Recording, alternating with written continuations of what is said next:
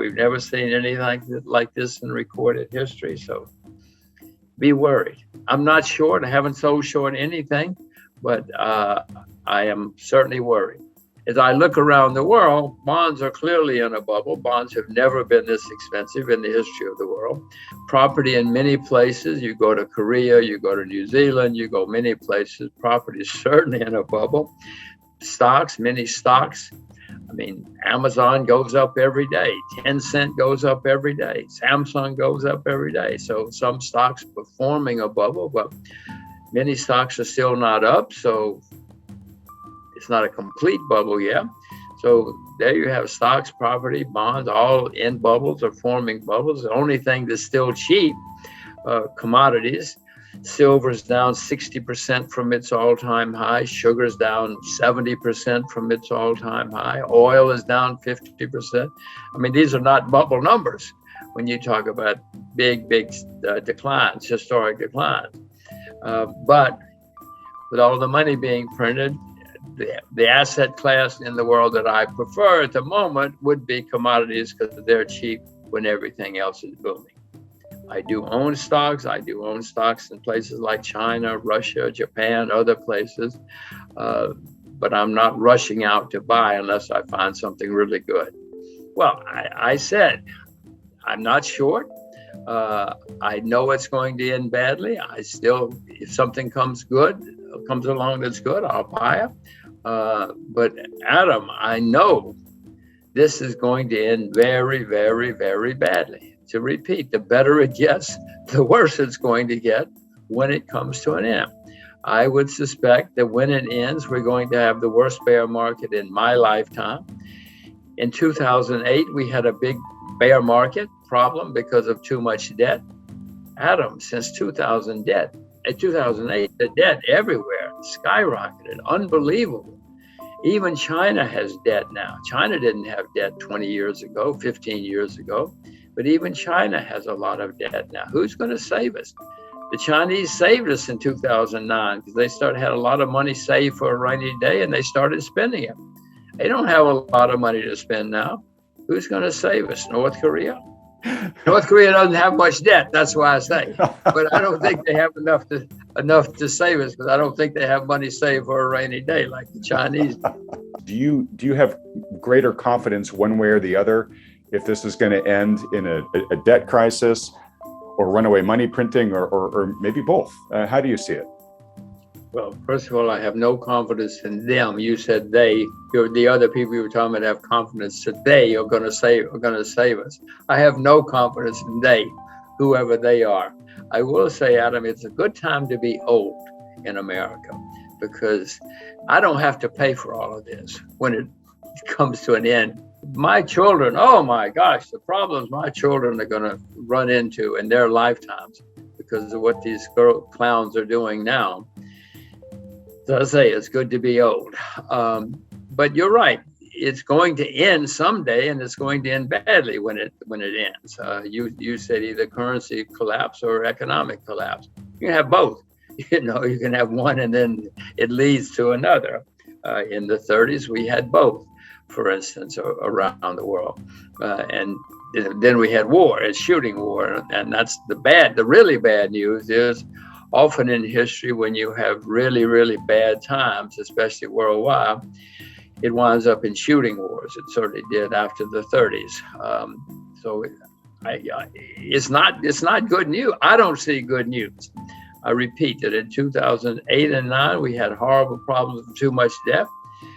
Since then, the debt has gone through the roof by unbelievable amounts. And I know that's going to end badly. If we know what's going on, we'll get worried. And if we get worried, we'll probably get prepared, and then we might survive. Some people came out of the 30s very rich. Most didn't. Most lost huge amounts of money. But in 2007, Iceland went bankrupt. Nobody cared. And a few months later, Ireland went bankrupt. Some noticed. A few months later, Bear Stearns went bankrupt. Now we're starting to notice. And then BlackRock went bankrupt in the big bank in England. And then eventually, Lehman Brothers went. Well, then it's on the evening news. Then everybody knows. So my point is these things snowball and they start where we're not looking. And It may have already started for all I know. I've seen some small places having problems. But as I say, I'm not selling short yet because I know how much money these guys can print. And what I would suspect is going to happen, Adam, is somewhere along the line, next month, stocks go down in lots of places. Well, then they're going to really panic because they want to keep their jobs. And so they're going to print even more money. And so we'll have a rally. But I would suspect that would be the last rally because there's only so much. I mean, eventually the market says, wait a minute, guys, we've seen this movie before. We know how it ends. We don't care how much money you print. Do you worry at all about the societal implications about what's going on here? Absolutely. History is pretty clear that when you have bad times, there is usually social unrest. People aren't happy. And if we do, in fact, have the worst bear market of my lifetime, which I don't see how we can avoid, if and when that comes, there are going to be a lot of very, very unhappy and angry people. And one difference in now and the past is people really get angry now. They think that you can't do that to me. In the 30s, people were a little more disciplined, a little more understanding of what was going on in the world. They weren't happy. There were protests. There was some violence, not much violence in the U.S. anyway, since that's what we're talking about. But people were a bit more accepting of the system. No, Adam, look out the window. Nobody accepts anything now. You can't do that to me. It's your fault. It's not my fault. So no, we're certainly going to have social unrest, certainly in the U.S., but in other countries as well. You find out what's going on. If you do, you'll get worried, and then you'll get prepared. Because, Adam, it's very clear. This history shows that when things go really wrong, what history shows, first of all, politicians blame foreigners. They always blame the foreigners because that's easy to do. But then it also leads to unhappy people and social unrest. I mean, I guess the main lesson of history, Adam, is people don't learn the lessons of history. I mean, I could sit here and tell you all day. We had a president recently who either didn't know history or thought he was smarter than history, and it didn't matter. Well, I know history smarter than I am, and I know it matters. And I know it always goes that way, that people get very unhappy and they look for scapegoats, and then it's not good. They've already gotten into trillions, which you and I never could have conceived of. Most people could not have conceived of, but they don't want to stop. So I'm wondering what's after trillions. We're going to learn new languages, new vocabulary here in the next year or two if they keep going the way they're going. Nearly every government, every central bank in the world has been printing huge amounts of money and borrowing and spending huge amounts of money. It's never happened like this in the history of the world. Never in recorded history have we seen so much excess. I'll call it excess. They think it's normal. They think it's fine. And this has caused many markets to go up a lot.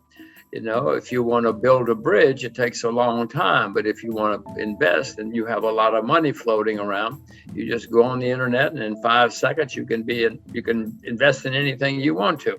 And that's what's been happening, and that's what's continuing to happen. There might be signs that's beginning to slow down. The Chinese seem to be cutting back some, not a lot. Well, not a lot, but they're cutting back. They're not expanding. Other countries say they're cutting back, and the U.S. says, "Oh, maybe we should cut back someday." But in the meantime, there's gigantic amounts of money floating around. It's going into markets. It's going into the real economy as well. It's artificial. If you see some of the things that, the shipping business is just unbelievably hot right now because there's so much money floating around. The bad news is these things always end, and the better they get, the worse they get when they end.